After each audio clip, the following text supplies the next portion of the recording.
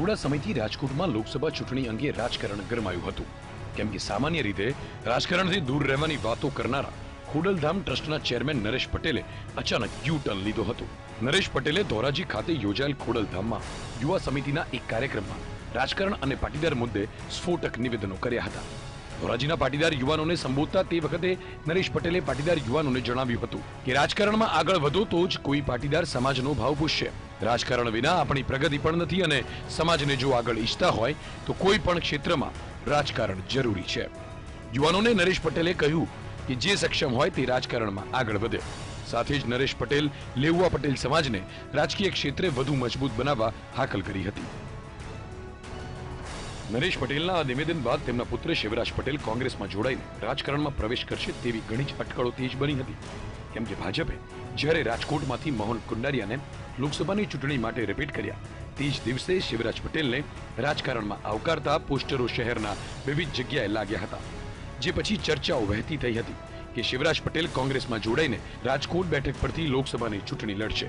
પરંતુ હવે આ અટકળોનો અંત આવી ગયો છે. હવે શિવરાજ પટેલે સ્પષ્ટ કહ્યું છે કે પારિવારિક નિર્ણયને માન્ય રાખીને તેઓ ચૂંટણી નહીં લડે. આખા પરિવારની એક બેઠક યોજાઈ હતી અને પરિવારે એક નિર્ણય લીધો છે કે ચૂંટણી નથી લડવાની, એટલે નહીં લડવાનું થાય. શરૂઆત જે થઈ હતી તમારા બેનરો લાગ્યા હતા, શું કહેશો? વાત નીકળી હતી, સમાજમાંથી બહોળો પ્રેશર હતો, ખૂબ જ હતું. બધા મળવા પણ આવ્યા હતા, બહુ ફોર્સ કર્યો. આજ સુધી મને જેમ કીધું છે એમ મેં કર્યું છે અને આગળ પણ જેમ પરિવાર કહેશે એમ કરશું. સમાજના હિત માટે કદાચ કંઈ કરવું પડે તો આગળ જતા કરશું. રાજકોટ બેઠક પર કોંગ્રેસમાંથી નરેશ પટેલનો પુત્ર શિવરાજ ચૂંટણી લડશે તેવી અટકળોનો અંત આવ્યો છે. શિવરાજે પરિવારનો નિર્ણય માન્ય રાખી ચૂંટણી નહીં લડવાની મીડિયામાં જાહેરાત કરી છે. પરંતુ લોકોમાં અને સમર્થકોમાં એ સવાલ ઘૂમી રહ્યો છે કે સમાજના યુવાનોને અને સક્ષમ પરિવારોને રાજકારણમાં આવવાની સલાહ આપનારા નરેશ પટેલના પુત્રને એવું તે કયું પારિવારિક બંધન નડ્યું કે તેમણે રાજકારણમાં આવવા માટે હાલ નકાર કરી દીધો છે. કેમ કે તાજેતરમાં ધોરાજીમાં એક કાર્યક્રમમાં નરેશ પટેલે સમાજના યુવાનોને રાજકારણમાં સક્રિય થવાની સલાહ આપી હતી. ત્યારે શું તેમણે ખુદ પુત્રને રાજકારણમાં જવા માટે ના પાડી દીધી છે? આ સવાલ સમર્થકોના મગજમાં ઘૂમી રહ્યો છે. હવે શિવરાજની જાહેરાતથી કોંગ્રેસ નવા મૂર્તિયાની શોધમાં છે. લલિત વસોયાએ જે તે સમયે શિવરાજ ચૂંટણી લડે તો પોરબંદર બેઠક ખાલી કરી દઉં તેવું જણાવ્યું હતું.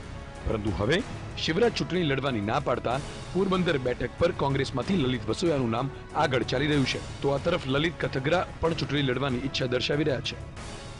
જો શિવરાજ રાજકોટ ઉપર બેઠક ઉપરથી ચૂંટણી લડ્યા હોત તો અમારા માટે બહુ સારી વાત હતી અને સૌરાષ્ટ્ર અને આખા વિસ્તાર માટે ને ગુજરાત માટે પણ એ ભવિષ્ય બહુ સારું હતું. એક ભવિષ્યના નેતા હતા, પણ શિવરાજભાઈએ એમના કૌટુંબિક પરિસ્થિતિની હિસાબે ગમે તે ના પાડી હોય અને એ ન લડવાનો ઇનકાર કર્યો હોય તો પાર્ટી હવે જે પણ વ્યક્તિને ટિકિટ આપશે એની સાથે હું પૂરી તાકાતથી તન મન ધનથી પૂરી મહેનત કરીને પાર્ટીના વ્યક્તિને જીતાડવા થઈશ. અને તેમ છતાંય પાર્ટી જો મને જવાબદારી આપશે તો હું પણ પાર્ટીના આદેશને અનુસરીશ. શિવરાજ પટેલે કોઈ પણ પક્ષ તરફથી હાલ ચૂંટણી લડવાનો ઇનકાર કરી દીધો છે. ત્યારે હવે રાજકોટ બેઠક પર ખાસ કરીને કોંગ્રેસ કેવા ઉમેદવાર પર પસંદગી ઉતારે છે તેના પર પાટીદાર મતો અંકે થવાનો આધાર છે. જયેશ અલગોતર સાથે બ્યુરો રિપોર્ટ, VTV.